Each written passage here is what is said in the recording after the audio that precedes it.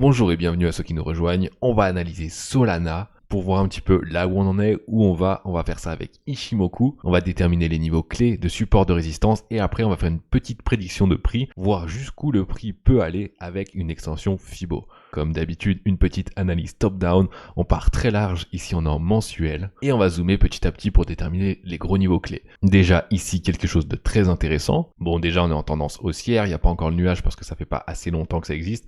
Mais on a des jolis niveaux là, des jolis plats de Kijun mensuels, d'accord, qui ont servi de belles résistances. Donc ça c'était surtout cet été, à partir de mars, une fois que ça a bien corrigé, puisqu'avant vous avez vu qu'on suivait bien la Tenkan. Et pour l'instant évidemment on est en tendance haussière, mais on va zoomer un petit peu parce que mensuel sur les cryptos c'est pas très utile. Et là on voit quelque chose aussi de très important, c'est que tout simplement, Ichimoku est très bien respecté. Regardez, on est en magnifique tendance haussière depuis un petit moment, depuis octobre 2023, ok, on a percé le nuage, et ensuite la lagging span a confirmé, et on est parti sur un beau mouvement haussier.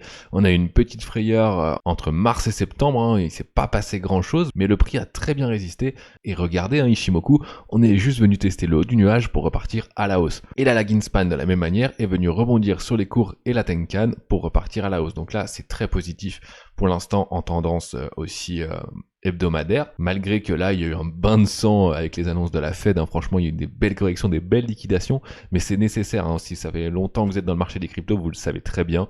Si vous êtes plutôt nouveau, ça peut faire très peur, mais je vous rassure, même quand ça fait longtemps qu'on est dans le marché, ça fait toujours pas plaisir de voir son portefeuille se faire charcuter. Mais par contre c'est des bonnes opportunités d'achat, d'accord. Moi j'ai acheté pendant cette petite correction, en fermant les yeux avec une petite larme, mais j'ai acheté encore parce que j'y crois et que les indicateurs sont au vert. Alors là en résistance hebdomadaire court terme, on va avoir tout simplement le plat ici de Kijun qui est aux alentours de 188, ok, et tout simplement aussi la Tenkan qui est une résistance dynamique. Aujourd'hui on est aux alentours de 209, d'accord. On va aller en 3 jours parce que Ichimoku est très bien respecté sur les cryptos en 3 jours, et ce qu'on voit c'est pareil, on est toujours en tendance haussière en 3 jours également.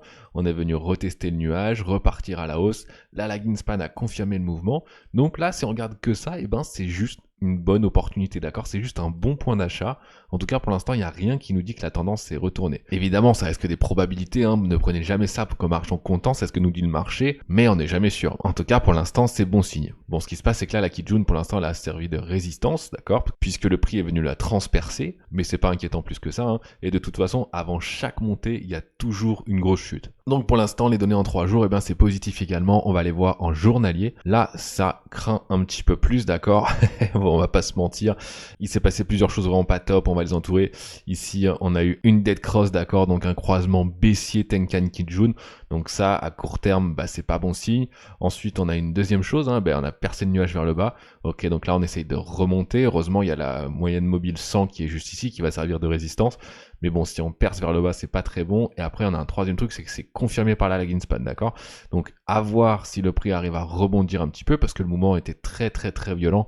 Il y a eu beaucoup de liquidations, c'est pour ça qu'on a traversé comme ça. Donc c'est quand même fortement probable qu'à court terme, on vienne au moins retester un petit peu le haut du nuage, aux alentours de 220, d'accord, pour peut-être ensuite repartir, retester le bas et repartir à la hausse. En tout cas, je l'espère, d'accord, c'est possible qu'on fasse ça, c'est un des scénarios probables, ok, ça va dépendre de ce qui se passe sur Bitcoin également, mais voilà.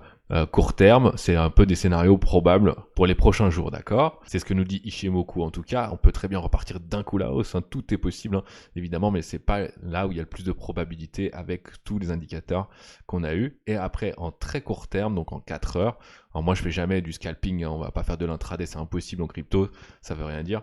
Et bien en 4 heures, regardez ce qui s'est passé, on est venu rebondir plusieurs fois sur ce niveau clé, comme on avait vu juste avant, qui est vraiment un niveau majeur, et on est venu se faire une grosse frayeur avec les grosses liquidations, mais on est tout de suite reparti à la hausse quand les États-Unis ont réouvert. En fait, globalement là c'est l'Europe qui a bien vendu, et l'Asie aussi, et les États-Unis par contre ont racheté. Donc ça c'est quand même une bonne chose, parce que l'argent est aux États-Unis, on va pas se mentir, et c'est eux qui font les gros mouvements. Donc pour l'instant en 4 heures c'est moins glorieux que sur Bitcoin et Ethereum par exemple. C'est probable que Solana va remonter un petit peu plus tard dans le cycle. Après on va aller chercher des niveaux support un petit peu, parce qu'il n'y a pas grand chose, ni en 4 heures, ni en journalier. On va essayer de chercher en 3 jours quelque chose qui pourrait nous servir de support après, mais ouais, c'est pareil, il n'y a pas grand chose. Hein.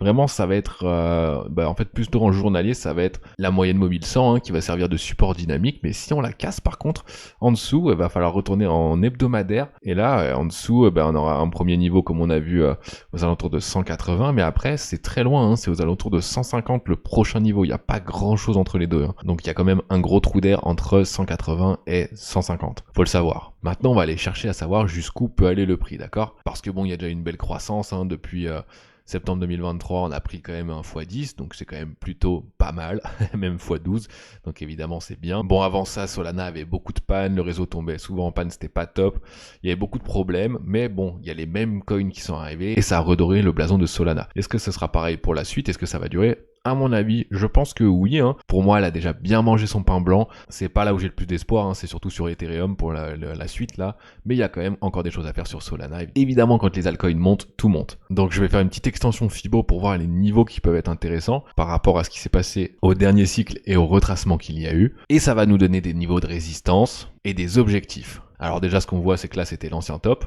Donc on a complètement rebondi dessus. Ensuite, le prochain niveau, ça va être le 0,23, donc aux alentours de 314 $.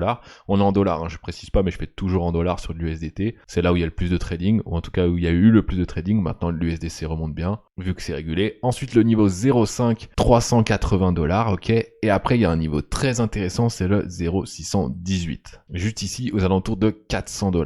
Donc vous voyez que là, on est quasiment à 200 $. Un x2, déjà, ce serait déjà une très belle chose, une très bonne chose, hein, en sachant évidemment que ça a déjà fait un x12. Faut pas être trop gourmand sur Solana si vous êtes investisseur depuis longtemps dedans.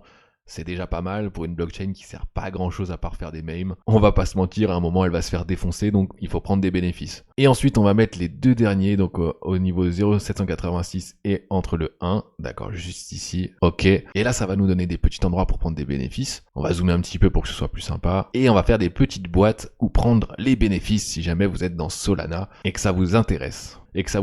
Bon, déjà, je précise qu'il faut pas être trop gourmand. On n'est pas du tout au début du cycle, hein, on est sur la fin du cycle. Donc le prix de Solana va pas faire x10. Hein. Si vous y croyez, vous n'êtes pas sur la bonne chaîne. Ou alors sinon, expliquez-moi pourquoi. Mais là, la capitalisation boursière, elle est déjà énorme. On est déjà à plus de 90 milliards après la grosse correction là. Donc pour refaire un petit x10, il faudrait quasiment 1000 milliards de dollars sur Solana. Il n'y a pas d'ETF dessus. La chance d'y arriver est quand même infime. Et personnellement, je préfère gagner de l'argent que de jouer sur une chance infime. Alors, on va tracer les boîtes de bénéfices. Déjà, il y a la première partie, hein, on a vu qu'on a rebondi dessus. C'est même pas sûr qu'à un moment, on va traverser cette grosse partie. D'accord? On a déjà fait beaucoup de gains sur Solana. Ça va dépendre si vraiment les investisseurs sont vraiment intéressés. Donc, il y a quand même déjà des choses à faire jusqu'aux 300 $. Hein. Entre 250 et 300 $, ce sera déjà des bons prix. Okay. Ensuite, si on arrive à aller un petit peu plus loin, on va pouvoir aller chercher les 380 $. Donc vous voyez que ça fait pas énormément plus pour beaucoup de risques. Alors c'est pas que j'aime pas Solana, mais justement elle a déjà bien performé. Hein. Bon, généralement ce qu'on dit c'est que si on arrive à passer les 0,5, on va directement au 0,618 de Fibonacci, donc on va pas prendre cette boîte là, elle va pas nous intéresser. Par contre on va avoir une boîte ici qui devient de plus en plus dangereux, hein, évidemment. D'ailleurs vous n'êtes pas obligé de tout sortir en une fois, vous pouvez bien sûr sortir en plusieurs fois avec justement des paliers, c'est pour ça que je trace des paliers, vous l'aurez compris. Et là c'est le dernier palier qui peut être intéressant à mon avis. Après on rentre vraiment dans le danger, mais encore une fois après tout est possible, hein. Mais ici on va chercher les probabilités, d'accord? Donc là le maximum c'est en gros aux alentours de 500 $ et ce serait déjà énorme. À noter aussi que si on arrive à casser cette boîte, c'est possible qu'on monte directement aux prochaines. Donc c'est intéressant déjà de placer des ordres take profit si vous êtes sur Solana, sur les boîtes qui sont un petit peu plus élevées là pour aller choper des mèches si jamais on passe juste et qu'on redescend après. Hein. Voilà, dites-moi ce que vous en pensez en commentaire, dites-moi vos prix d'achat sur Solana, dites-moi quand vous voulez sortir et également s'il y a d'autres cryptos que vous voulez que j'analyse. En tout cas pour l'heure, moi je vous dis merci d'avoir regardé et à très vite pour une prochaine vidéo. Allez, à plus.